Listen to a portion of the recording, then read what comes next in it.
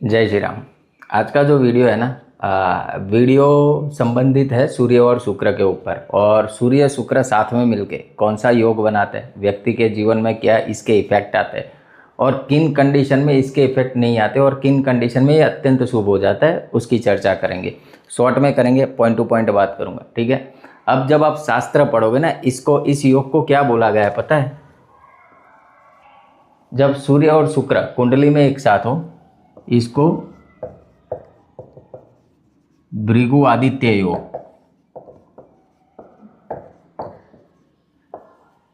देखो, जो भृगु ऋषि है ना, वो शुक्र से संबंधित है, आदित्य यानी सूर्य, ठीक।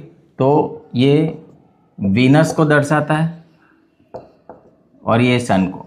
अब सबसे बेसिक चीज समझो, जब कभी भी किसी भी प्लेनेट को आपको समझना है, प्लेनेट के युति को समझना है, तो सबसे पहले ना उसके सिग्निफिकेशंस आपको पता होने चाहिए। जैसे हम किसी व्यक्ति के साथ डील करते हैं, ठीक है, तो हमें ये तो आइडिया होना चाहिए ना कि भाई व्यक्ति क्या है, कैसा है, समझ रहे हो, उसका नेचर क्या है। तो कोई भी ग्रह के आप युति को समझना चाह रहे हो तो दोनों ग्रहों के ना कारक तत्वों को समझो। सबसे पहले हम सन को लेते हैं। सन क्या है ये भी बताऊंगा कि किन कंडीशन में ये अल्टीमेट रिजल्ट देता है, ठीक है।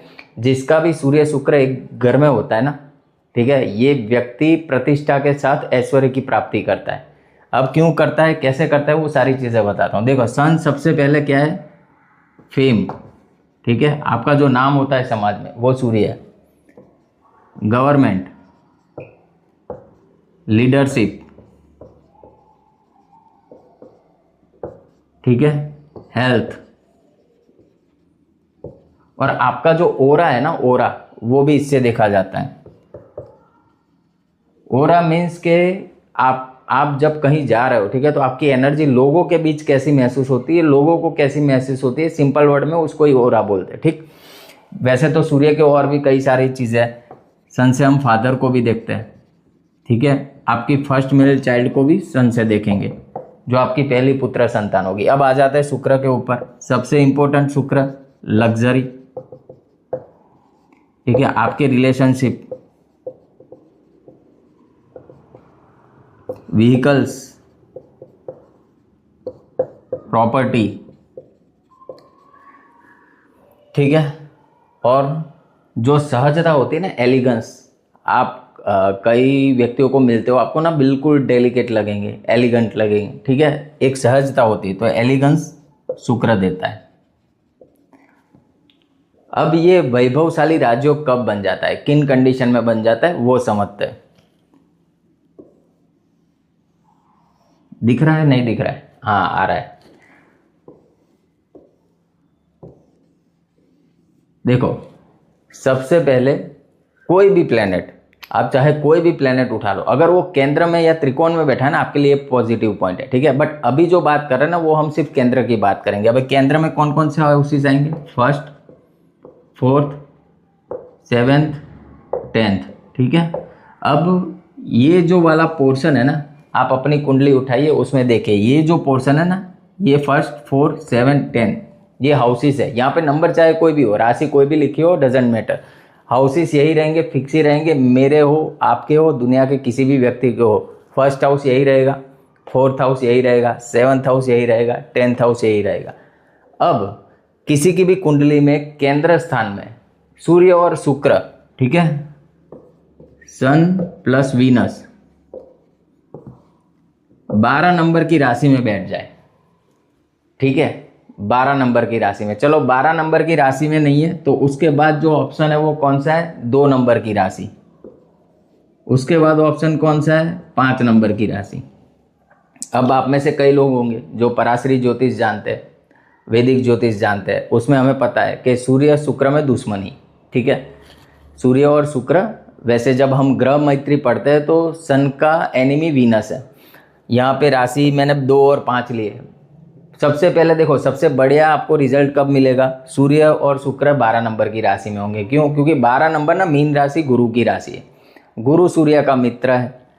शुक्र देखोगे तो 12 नंबर में उच्च का है। उसमें भी अगर केंद्र स्थान में भी पर्टिकुलर 4th हाउस में बैठ जाए तो ये व्यक्ति ना राजाओं का राजा होता है, ठीक है। इसको जो सम्मान मिलेगा ना, युगों युगों तक लोग याद रखेंगे इसको। क्यों याद रखेंगे? क्योंकि देखो 4th हाउस, वैसे जब आप पढ़ोगे हाउसेस, लोग कहते हैं प्रॉपर्टी है, लग्जरी है, सुख सुविधा है, बट फोर्थ हाउस छत्र है। छत्र, छत्र जानते हो क्या होता है? पहले के ज़माने में राजा महाराजा छत्र रखते थे, वो कुर्सी है, पॉलिटिक्स। सूर्य एक तो वहाँ पे बैठ गया 12 नंबर में, उसके साथ वीनस बैठ गया उच्च का होके। अब मुझे बताओ, आपको सम्मान नहीं मिलेगा तो किसको मिलेगा? ठीक है, सम्मान के साथ साथ ऐश्वर्य भी मिलेगा। ये एक ऐसा ही हो गया है कि व्यक्ति पैसा भी कमाएगा, सम्मान भी मिलेगा। बहुत हद तक संभव है जब सूर्य शुक्र साथ में हो, गवर्नमेंट से फेवर मिलता है, गवर्नमेंट से व्यक्ति अच्छी अर्निंग करता है, पहली चीज़। ठीक है, अब आप कारक तत्वों को जोड़ लो, फेम, वीनस, ठीक है, फेम भी मिलेगा, पैसा भी मिलेगा, लग्जरी भी मिलेगी, व्हीकल्स, प्रॉपर्टी, ये सारी चीज़ें कैसी रखेगा? ठीक है, ब्रांडेड, ब्रांड कॉन्शियस होगा ये व्यक्ति, लग्जरी पसंद होगी। ठीक है, छोटा मोटा नहीं रखेगी, गाड़ी अगर रखेगा तो बड़ी गाड़ी रखेगा, रॉयल गाड़ियाँ रखेगा। ठीक है, और इतनी उसकी वो सामर्थ्य भी है। अगर 12 नंबर की राशि में सन वीनस बैठ जाए फोर्थ हाउस के अंदर। ठीक, दूसरा अभी 2 नंबर क्यों? क्योंकि टॉरस साइन है। ठीक है, टॉरस साइन में क्या होगा? अभी सन भी टॉरस में आ गया, शुक्र भी टॉरस में आ गया। शुक्र खुद की राशि में बैठ गया, केंद्र के अंदर क्या हो गया? मालवीय राजयोग हो गया। सन का डिस्पोजिटर मजबूत हो गया क्योंकि खुद की राशि में। कैसा फेम बढ़ाएगा? अल्टीमेट फेम बढ़ाएगा। 5 नंबर में चलो यहाँ पे लियो साइन। लियो किसकी साइन है? सूर्य की साइन है। जब वो केंद्र में होगा एक राजा की तरह रहेगा, खुद की राशि में सूर्य एक राजा की तरह काम करेगा, और उसके साथ वीनस, यानी पैसा उसके इर्द गिर्द घूमेगा। समझ रहे हो? लग्जरी उसके इर्द गिर्द घूमेगी। दूसरी चीज़, ऐसे व्यक्ति की पर्सनालिटी देखना आप, कैरिस्मेटिक पर्सनालिटी होती है। मैक्सिमम जो मॉडल्स होते हैं, फिल्म स्टार होते हैं, उनके चार्ट में आप देखना सन और वीनस का कॉम्बिनेशन आपको मिलेगा। या तो वीनस आपको ना 5 नंबर की साइन में मिलेगा, लियो साइन में। मैक्सिमम लोगों के चार्ट में आपको मिल जाएगा ये चीज़। ये व्यक्ति को ना अट्रैक्टिव पर्सनालिटी देता है, जिसके अंदर चार्म होता है। खूबसूरती की मैं बात नहीं कर रहा हूँ। ठीक है, जैसे ही कोई व्यक्ति खड़ा है तो हम उसके प्रति अट्रैक्ट होते हैं जब सन वीनस का कॉम्बिनेशन हो जाए। ठीक है, दूसरा आप देखना, आपकी फादर की स्किन ऐसी होगी, चमकदार, ऑरा गजब का ऑरा होगा। फादर अट्रैक्टिव होंगे, फादर वेल्दी होंगे। सन क्या है? फादर भी है ना, वीनस पैसा है। आपकी फर्स्ट मेल चाइल्ड है वो भी ऐसी होगी, ब्रांड कॉन्शियस होगी, जिसको लग्जरी पसंद है। ठीक है, और वेल्दी होगी वो। अब कंडीशन क्या है ना, अच्छी राशि में, इसीलिए मैंने यहाँ पे 12 लिखा, क्योंकि 12 में शुक्र उच्च का होता है, सूर्य के मित्र की राशि है। टॉरस और लियो में क्यों? क्योंकि दोनों एक एक की राशि है।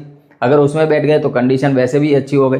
अब यहाँ पे ध्यान सिर्फ इतना रखना है, ध्यान क्या रखना है कि इन दोनों के बीच ना जो डिग्री डिफरेंस है, जनरली सूर्य के साथ जब प्लेनेट आ जाते हैं ना तो अस्त हो जाते हैं। और आप देखोगे आपके चार्ट के अंदर ना ऐसा एक निशान होगा। ठीक है, कोई भी प्लेनेट के ऊपर ऐसा एक मार्क बना हुआ होगा, बट वो आइडियली ना 100% अस्त नहीं होता। समझो, जब सूर्य की डिग्री से 3 डिग्री के अंतर में हो ना, मान लो सूर्य आपका 17 डिग्री पे बैठा है, ठीक है, तो वीनस या तो 19 पे हो या तो 15 पे हो, तो क्या होगा? वीनस और सूर्य का जो अंतर है ना डिग्री का, वो 3 डिग्री के बीच आ गया, फिर वो पूर्ण अस्त होता है। बट यहाँ पे भी एक्सेप्शन है। एक्सेप्शन क्या है? जब आप रीड करोगे ना बुक्स अपनी उत्तर कालामृत, उसमें लिखा है जब सूर्य और शनि अस्त होते हैं ना तब भी अपना रिजल्ट देते हैं। और सूर्य शुक्र एक बेहतरीन युति है, और वो भी केंद्र स्थान में इन राशियों में बन जाए तो व्यक्ति की प्रतिष्ठा और धन के लिए बहुत अच्छा है, लग्जरी के लिए बहुत अच्छा है। अब यहाँ पे प्रिकॉशन कहाँ लेना है पता है? मैरिड लाइफ में। क्योंकि अगर मैरिड लाइफ में आप ईगो लेके आ गए तो मैरिड लाइफ अच्छी नहीं चलेगी, जब सन वीनस का कॉम्बिनेशन होता है। ठीक है, तो यहाँ पे सतर्क रहना है। वैसे भी सन वीनस अगर डिग्री वाइज दूर है ना, 6 डिग्री से ज़्यादा का अंतर है ना, तो उतनी प्रॉब्लम नहीं आएगी मैरिड लाइफ में। बट डिग्री वाइज साथ में यानी बहुत क्लोज कंजक्ट है, तब आपको खास ध्यान रखना है अपनी जो रिलेशनशिप है उसके ऊपर। अदरवाइज पैसा खूब देता है, नाम खूब देता है, और व्यक्ति ना सम्मानित तरीके से जीता है, इसका पैसा भी अच्छी जगह पे जाता है। अगर वीनस राहु का हुआ ना, अच्छी जगह पे नहीं जाएगा, व्यक्ति पैसा तो खूब कमाएगा। बट वीनस सन है ना, सन क्या है? सन सतोगुणी प्लेनेट है। जब वीनस जुपिटर हो, वीनस सन हो, ये लोग कैसे ना अच्छी जगह पे आपका खर्चा करवाएंगे, क्योंकि सूर्य क्या है? आत्मा का कारक है। अभी इसके सोल के अंदर ही वेल्थ है, उतना समझो, जब सन वीनस साथ में होता है। ठीक है, वैसे तो कई और सारे प्रिडिक्शन कर सकते हैं, बट खामखा फिर वीडियो की लेंथ बढ़ जाएगी, तो इससे बेटर है कॉन्सेप्ट मैंने समझा दिया। तो सूर्य शुक्र जब साथ में हो तो ये कंसीडर मत करना कि भाई एनिमी साथ में बैठ गए, अभी ये भाव का फल नाश कर देंगे, ये है वो, ऐसा नहीं। ठीक है, आप समझो, कनेक्शन समझो, दोनों के सिग्निफिकेशन उठाओ, और वो चीज़ मिलेगी 100% मिलेगी। और इसमें भी अगर ये कॉम्बिनेशन बन जाता है ना तो 100% मिलेगी। अब सबसे इंपॉर्टेंट बात, या तो सूर्य की दशा है या शुक्र की दशा है, व्यक्ति माला माल हो जाएगा। मान लो किसी के चार्ट में ये बन रहा है, ठीक है, केंद्र स्थान के अंदर सूर्य और शुक्र है, 12 नंबर में, समझ लो 12 नंबर है, उस व्यक्ति का जन्म हुआ है केतु की महादशा में, ठीक है, केतु की महादशा। अब केतु के बाद किसकी दशा आएगी? वीनस की आएगी ना। वीनस की दशा कितनी चलेगी? 20 साल चलेगी। उसके बाद सूर्य की दशा आएगी, वो 7 साल चलेगी, 6 साल चलेगी, ठीक है।